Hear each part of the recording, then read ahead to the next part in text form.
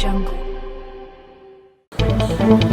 Selamat pagi pemirsa, bertemu lagi dengan saya Zulfa Muzayanatul Miladi, Liputan Fikes Pagi.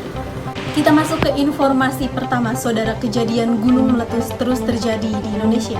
Berdasarkan informasi yang didapatkan kemarin, tepatnya pada tanggal 25 Oktober 2024, aktivitas Gunung Lawetobi di Kabupaten Flores Timur, Nusa Tenggara Timur kembali meningkat. Tanda-tanda yang didapatkan oleh warga seperti peningkatan suhu dan juga suara gemuruh dari gunung terus terdengar. Hal ini mengingatkan kita telah terjadinya 23 kali erupsi Gunung Lawetobi sepanjang sejarah. Untuk mengantisipasi kesiapan warga terkait dengan terjadinya kegawat daruratan kasus peristiwa gunung meletus, aparat setempat khususnya bagian promosi kesehatan, Dinas Kesehatan setempat melakukan edukasi terkait dengan kegawat daruratan tanggap bencana gunung meletus. Di sana sudah ada rekan kami Rati Arisandra yang sedang meliput langsung proses edukasi berlangsung. Terima kasih Julfa dari studio. Pemirsa, saya Rati Arisandra dan saat ini saya berada di tempat penyelenggaraan edukasi mengenai kesiapsiagaan gunung meletus di Kabupaten Flores Timur. Mengingat adanya peringatan tanda-tanda terjadinya gunung meletus, pihak Dinas Kesehatan dan juga BNPB menyelenggarakan edukasi kepada warga mengenai keterampilan dan pengetahuan untuk kesiapsiagaan terhadap bencana. Dan saat ini saya berada di lokasi yang sedang penyelenggaraannya, bisa dilihat belakang saya. Dan juga saya bersama dengan Ketua Penyelenggaraan Pihak Penyuluhan, yaitu Pak Erwin. Tiga tanggapan. Jadi kayak ini kan mungkin boleh nanya ke belakangnya karena terlalu panas mungkin. kalau bukan suatu bencana, maka ibu-ibu harus mencari jalan evakuasi. Kalau boleh tahu Pak, bagaimana sih, kenapa sih edukasi ini perlu dilaksanakan untuk warga setempat? Oke. Tentunya edukasi ini sangat penting ya, karena kan kejadian gunung meletus gitu itu kan kita nggak bisa prediksi gitu kapan meletusnya gitu. Makanya edukasi ini tuh harus benar-benar dilakukan gitu supaya warga itu tahu gimana sih cara ketika gunung meletus itu sudah mulai erupsi, kita harus ngapain aja gitu. Jadi udah ada persiapan, udah ada bekal buat ngamanin barang-barang yang perlu diamankan, kemudian diri mereka, makanan dan lain sebagainya gitu. Untuk penyelenggaraan kan dilakukan hari ini dan juga pada warga. Mungkin kita bisa lihat ya Pak proses penyelenggaraan supaya bahagia selalu. baik, kita lihat proses penyelenggaraannya. Semoga gitu. Ada beberapa barang-barang yang harus ibu-ibu bawa untuk dipersiapkan di sana.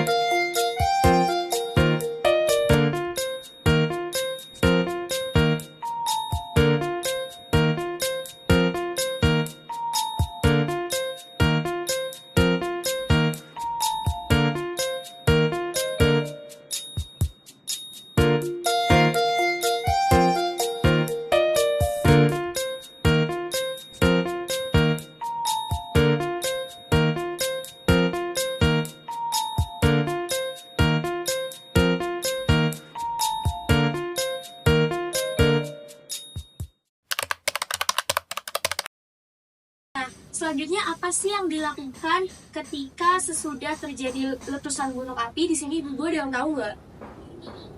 Tidak.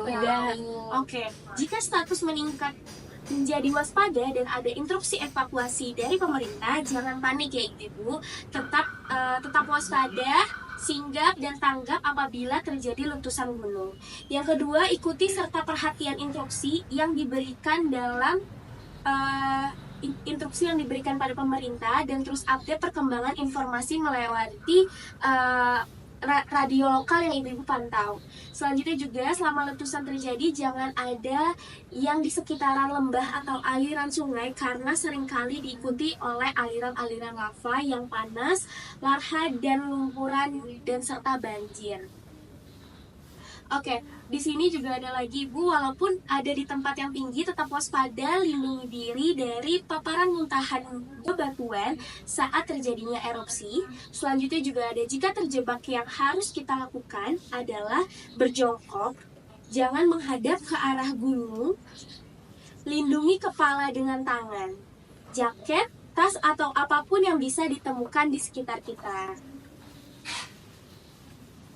Ya, seperti ini, Ibu.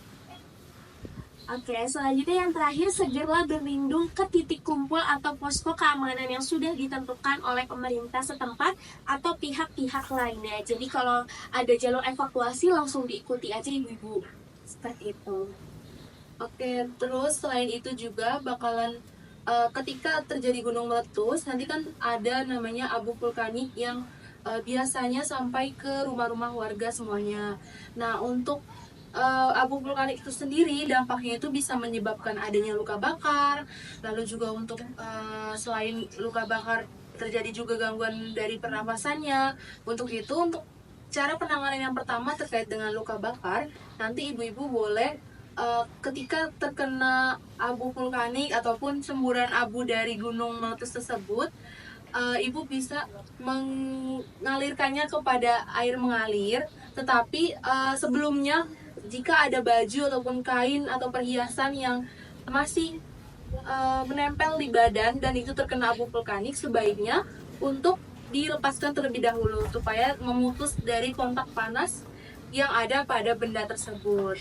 Selain itu, setelah kita sudah menghilangkan penghantar panas yang terkena abu tersebut, lalu juga sudah mengalir kepada air mengalir, maka langkah selanjutnya ibu-ibu bisa membalutnya menggunakan kasa steril ataupun kain yang ada di rumah. Dan pastikan juga kainnya bersih dan juga terhindar dari debu abu vulkanik tersebut. Nah, selanjutnya apabila korban merasa haus ataupun merasa di tenggorokan itu terasa kering, maka harus diberikan juga minum ataupun minum air hangat. Nah, selanjutnya langkah yang selanjutnya terkait dengan cara evakuasi yang dapat ibu-ibu lakukan ketika terjadi letusan Gunung Merapi. Nah, untuk caranya di sini saya akan jelaskan. Mungkin boleh ibu-ibu ada yang mau bersedia membantu menjadi volunteer untuk saya praktekkan cara evakuasi? Oke, boleh Ibu. Silakan maju ke depan, Bu. Oke, Ibu boleh perkenalkan dirinya dulu mungkin. Ya, nama saya Ibu Yesa. Oke, Ibu Yesa. Oke, di sini saya akan dibantu oleh Ibu Yesa untuk cara evakuasinya. Untuk cara evakuasi yang akan saya praktekkan di sini yaitu terkait dengan cara evakuasi dengan bantuan satu orang tanpa menggunakan alat. Nah, ketika nanti ibu-ibu menemukan tetangga ataupun korban masyarakat yang mungkin ibu-ibu lihat dia nggak mampu untuk berjalan ataupun menyelamatkan diri, mungkin ibu-ibu bisa melakukan hal ini. Oke, cara pertama yang ibu-ibu bisa lakukan ketika menemukan korban yang tidak mampu melakukan evakuasi secara mandiri, maka kita dapat melakukannya. Yang pertama caranya, kita harus duduk terlebih dahulu seperti duduk tari saman. Setelah itu nanti kita pastikan tangan dari si korban tersebut untuk posisi seperti ini. Kita pastikan dan tangan harus terkunci. Ibu nanti pegang tangannya yang kencang ya. Setelah itu baru kita pindahkan bagian kepala sampai bahu ini ke atas paha kita dengan mengapit dari kepala supaya tidak terbentur. Ini. Nah, jika sudah seperti ini, maka kita harus mengatur posisi dari kita sebagai penolong dengan mengaturnya supaya posisi dari korban menjadi lebih tinggi dan kita dapat lakukan posisi kuda-kuda. Jika sudah seperti ini, maka kita masukkan lengan kita ke bawah korban. Pastikan dari penolong sudah kuat untuk menjadi menarik korban dalam satu tarikan supaya dapat membantu korban untuk berdiri. Nah, jika korban sudah berhasil berdiri, maka kemudian kita bisa bantu untuk lepas. Baru kita bantu pindahkan ke tempat yang lebih aman.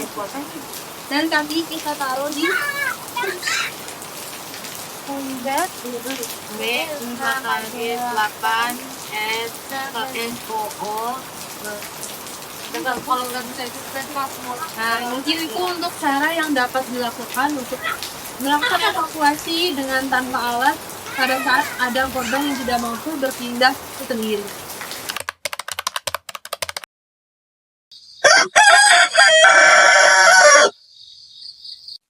Hari ini cuacanya bagus banget, tapi kenapa langitnya warna merah ya? Iya, makanya nggak tahu dan mah ayam dari pagi berisik banget. Tapi katanya suami ya bilang ada gemuruh ini ya dari gunung. Bunyi ada bunyi. Iya.